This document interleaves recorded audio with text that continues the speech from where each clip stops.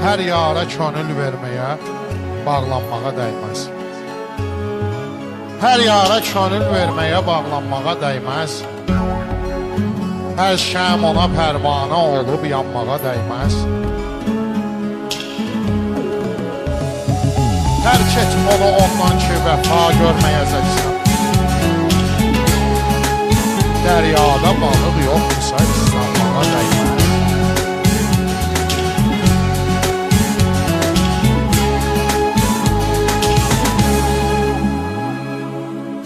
Bir bulağam yazsam da susuzam. Söyle bəxtim nə vermisən mənə sən.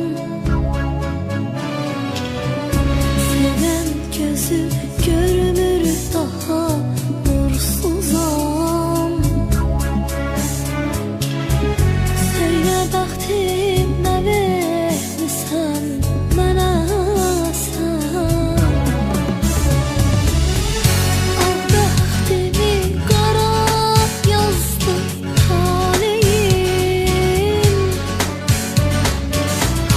Nə istədi sildi yazdı taleyim. Söylədi ki bunlar azdı taleyim. Söyle bəxtim nə vermisən mənə sən. Bəxtimi qara yazdı taleyim. Nə istədi sildi yazdı taleyim.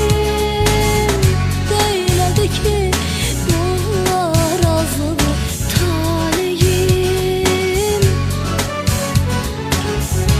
Söyle bəxtim nə vermisən mənə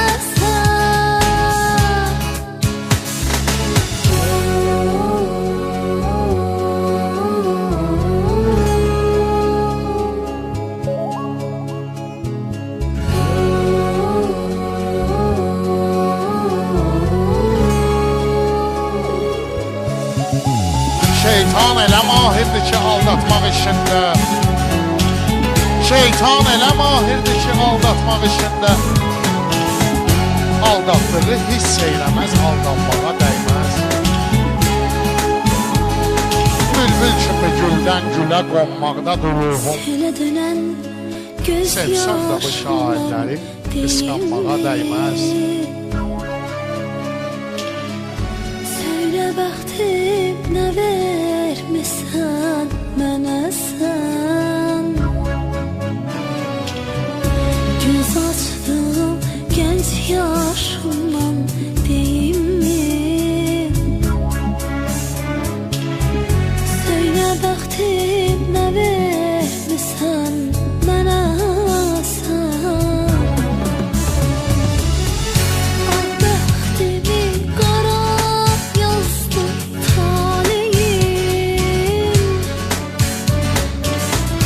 Nə istədi sildi yazdı taleyim.